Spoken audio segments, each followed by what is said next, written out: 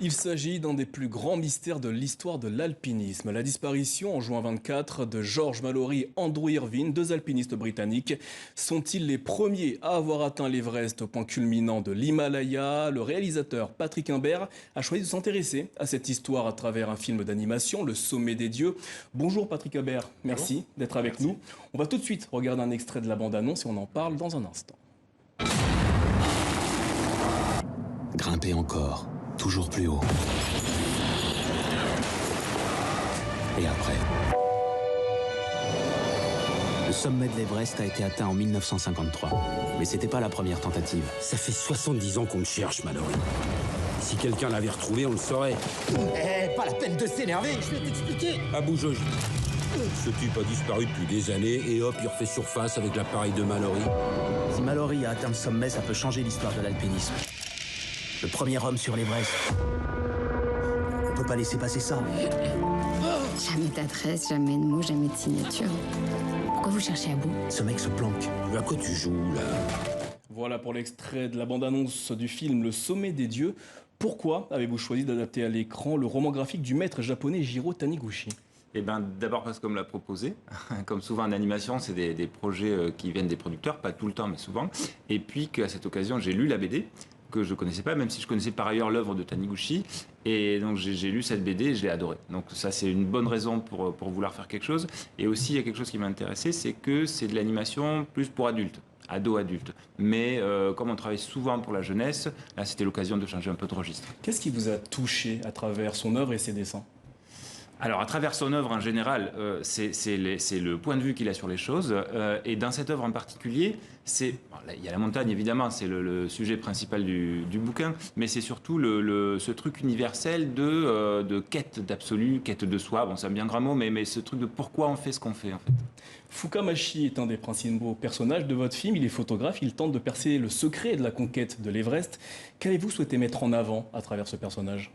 Ah, c'est un... En fait, son arc narratif, si on veut parler d'écriture, pour le faire, je me suis aidé de ce que moi je ressentais. C'est quelqu'un qui part de l'accessoire, il pense qu'il va trouver un scoop. Qui est le premier homme sur l'Everest?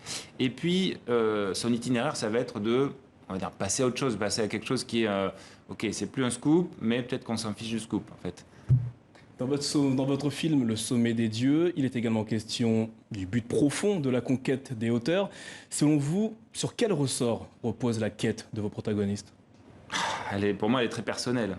En tout cas, dans la quête du grimpeur mystérieux que le reporter essaie de retrouver, évidemment, au début, dans sa jeunesse, il y a de la compétition, il y a la recherche de la gloire ou de la notoriété, je ne sais pas. Et puis au fil du temps, il s'aperçoit que tout ça, ça n'a pas beaucoup d'importance.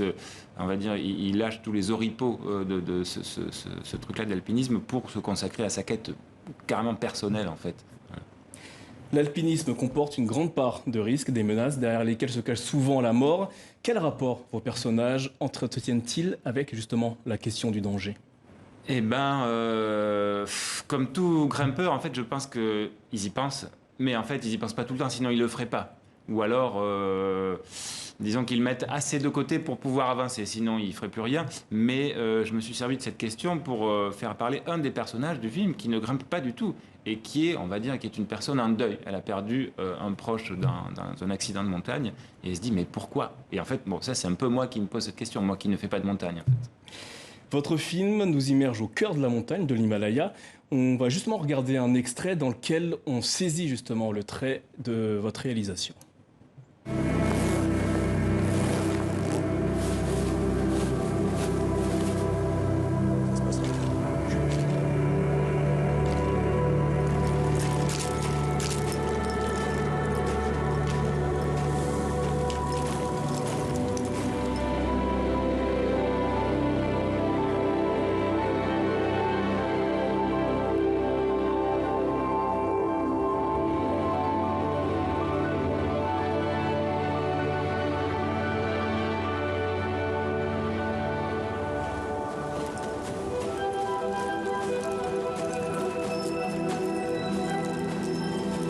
Comment avez-vous procédé pour pousser le réalisme à ce degré? Eh ben, tout simplement, c'est du travail, puisqu'on dessine tout. Hein. Là, c'est de la 2D, c'est pas de la 3D, donc on dessine tout. Il faut passer beaucoup de temps sur les dessins. Et puis surtout, on a cherché, avec les directeurs artistiques, le rendu le plus cinématographique possible, j'ai envie de dire. C'est pas réaliste juste dans le dessin, c'est réaliste dans la lumière, dans comment réagit, là on a vu de la neige, mais comment réagit la neige quand il y a beaucoup de lumière dessus, comment réagit la météo.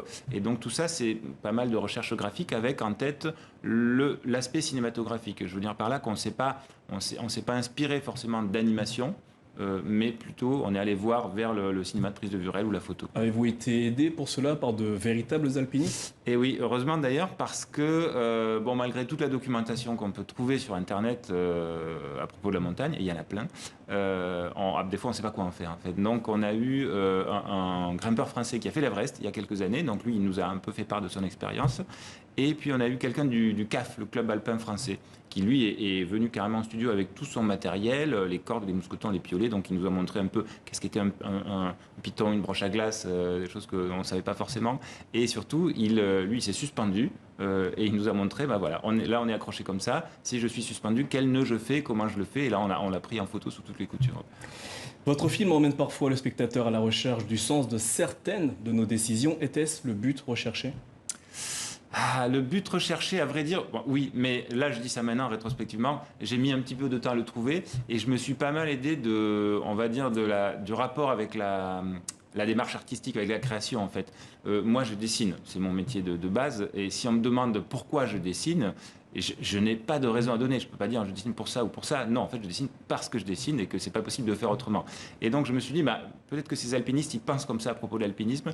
Et ce qui m'a d'ailleurs été un peu confirmé, plus ou moins par la suite. Et voilà. Le Sommet des Dieux sort en salle ce mercredi. Un film passionnant et touchant. Merci, Patrick Imbert, d'être venu en parler sur le plateau de TV5 Monde.